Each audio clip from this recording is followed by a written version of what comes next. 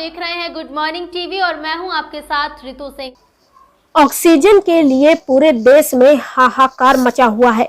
अस्पतालों में ऑक्सीजन की मारामारी है, लोग दम तोड़ रहे हैं। वहीं रीवा के संजय गांधी स्मारक चिकित्सालय में ऑक्सीजन प्लांट होने के बाद भी उस ओर किसी का ध्यान नहीं है। अलबत्ता करोड़ों रुपए खर्च करके नए प्लांट लगाने की कवायद की जा रही है। आपको बता दें कि रीवा के संजय गांधी स्मारक चिकित्सालय में करोड़ों रुपए की लागत से ऑक्सीजन प्लांट स्थापित किया गया था, लेकिन माननीयों की अनदेखी और प्रशासन के गैर जिम्मेदाराना रवैये के कारण यह प्लांट सालों से बंद है। इसे सुधारने की कोशिश भी नहीं की गई। शहर में बड़ी बड़ी इमारतें, पुल, फ्लाईओवर तो बन गए, लेकिन जीवन रक्षक ऑक्सीजन प्लांट कबाड़ पड़ा हुआ है। इंतहा तो यह है कि SGMH लगातार ऑक्सीजन की खरीदी कर रहा है, वहीं संस्थान में ही स्थापित ऑक्सीजन प्लांट को सुधरवाने की जहमत नहीं उठाई गई। आपको बता दें कि संजय गांधी स्मारक चिकित्सालय रीवा में जो ऑक्सीजन प्लांट पहले से ही स्थापित है, उसकी क्षमता तकरीबन 100 सिलेंडर प्रतिदिन उत्पादन की है। जब यह प्लांट स्थापित हुआ था तो यहां एक दिन में करीब 6.80 लाख लीटर गैस का उत्पादन होता था। जनप्रतिनिधियों और प्रशासन की अदूरदर्शिता के कारण यह ऑक्सीजन प्लांट बंद है, लेकिन सूत्रों का कहना है कि इसे सुधारने में 5 लाख रुपए से ज्यादा का खर्च नहीं है। इस बात का खुलासा जब मीडिया में हुआ तो एकदम से हड़कंप मच गया। वहीं रीवा कलेक्टर से इस संबंध में जब बात की गई तो उन्होंने कहा कि इस दिशा में हम जल्द ही आवश्यक कदम उठाएंगे। आज कोरोना महामारी पर रीवा जिले वासियों को जो असुविधा हो रही है और जो घटनाएं हो रही हैं, इलाज के अभाव में, ऑक्सीजन के अभाव में, वेंटिलेटर के अभाव में, वैक्सीन के दवाओं के अभाव में, इसके लिए जिम्मेदार भारतीय जनता पार्टी के निर्वाचित सांसद विधायक हैं और यहाँ मध्य प्रदेश की सरकार है। मेरा आरोप है कि जब देश में कोरोना की कहानी याद की जाएगी तब यह इतिहास लिखा जाएगा।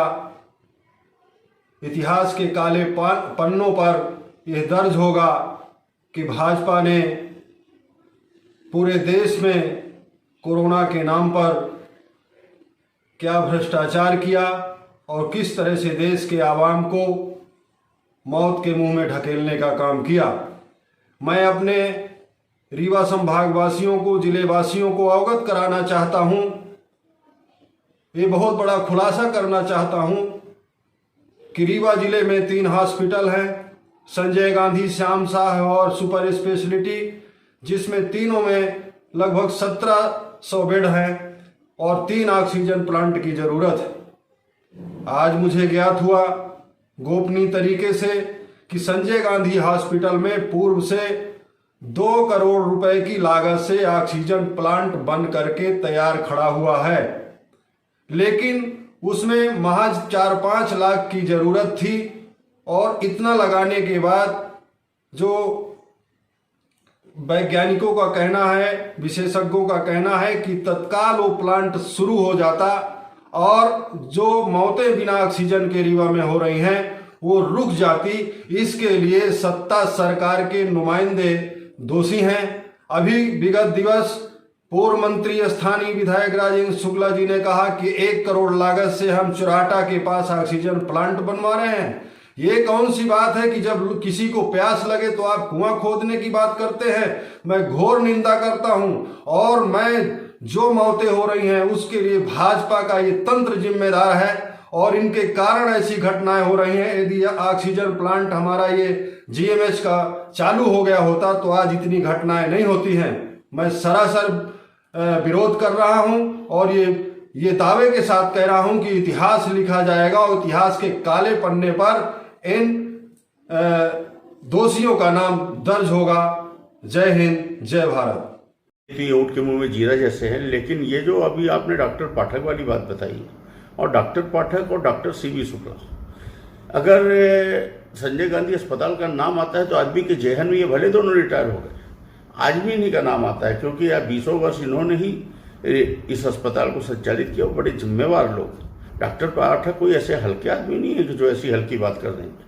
मुझे भी आश्चर्य हो रहा है कि जो काम 5 लाख रुपए से तैयार हो सकता है उसको हम क्यों नहीं कर रहे हैं। मैं इस मामले में बड़ा आश्चर्यचकित हूँ, लेकिन इसकी मुझे अभी अभी आपके द्वारा ही उनके ऑडियो आपने जो उन्हें सुनाया मुझे, उससे मुझे जानकारी हुई, तो मैं भी इस मामले में आश्चर्यचकित हूँ कि वेस्टेज ऑफ मनी कैसे हो सकता है। ऊपर से इस समय का प्रशासन तो ऐसा हो ही नहीं सकता।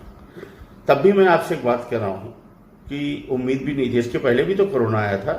बसंत कुर्रे जी यहाँ वो हुआ करते थे कलेक्टर, सीओ कौन थे, क्या नाम था उनका, वर्मा, इन लोगों ने कहा कुछ किया, कोई मतलब 1 साल हो गया, 1 साल से चल रहा था, मतलब तैयारी नहीं की गई पहले से। ये बात बुरी थी।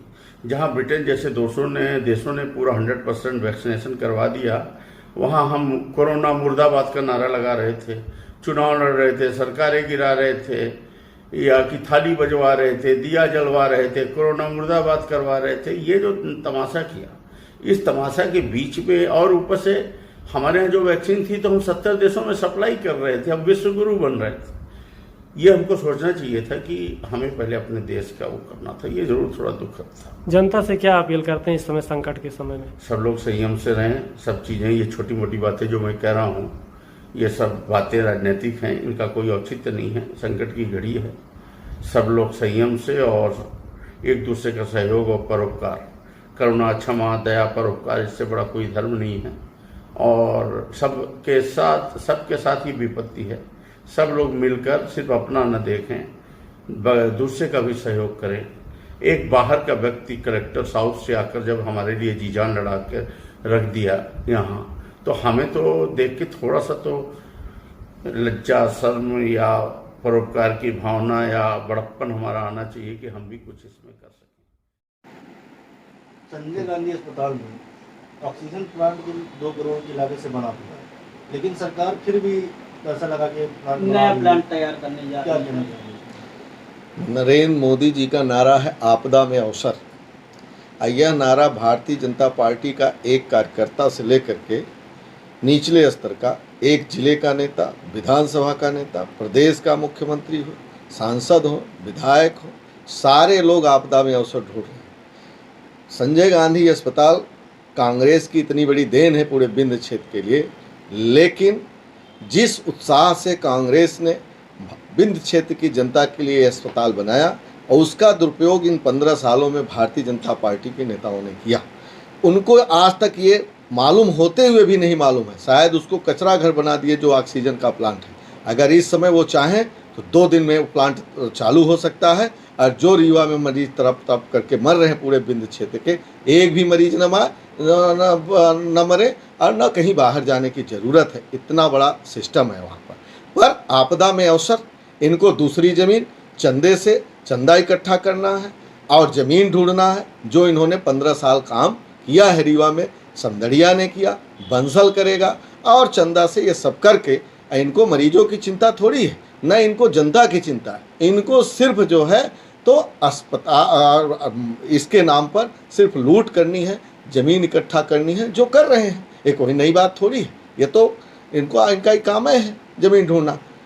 मैं तो आप सबके माध्यम से रीवा कलेक्टर को कहूँगा कि अभी इस समय जो परिस्थिति है, आपने शादी ब्याह पूरे बंद कर दिए, चलिए अच्छी बात है, मैं भी मानता हूँ कि इस समय भीड़ इकट्ठा हो रही है, लेकिन आप जो कर रहे हैं, आपने ये भी ध्यान रखना चाहिए कि गरीब कितने मुश्किल से अपनी बेटियों की शादी करते हैं। शायद कलेक्टर को क्या मालूम, मंत्री को क्या मालूम, 8-8 विधायकों को क्या मालूम, वो तो चाहे 100 शादी करें ना करें, लेकिन गरीब किस मुश्किल से शादी करता है, इनकी पीड़ा होनी चाहिए, लेकिन उसका ध्यान नहीं रखा गया। ये सब तमाम तरह की बातें हैं। तो इनको क्या, अभी हमने यूको फॉल में देखा, यूको फॉल में कलेक्टर खड़े थे, विधायक जी खड़े थे। अरे भैया, इस समय तो कम से कम थोड़ा सा लूट का काम बंद करो, कम से कम अस्पताल, ये सब सारी चीज़ें। आप एक तरफ शादियाँ बंद कर दिए और आप यूको फॉल बनाने चल दिए। ये है रीवा का।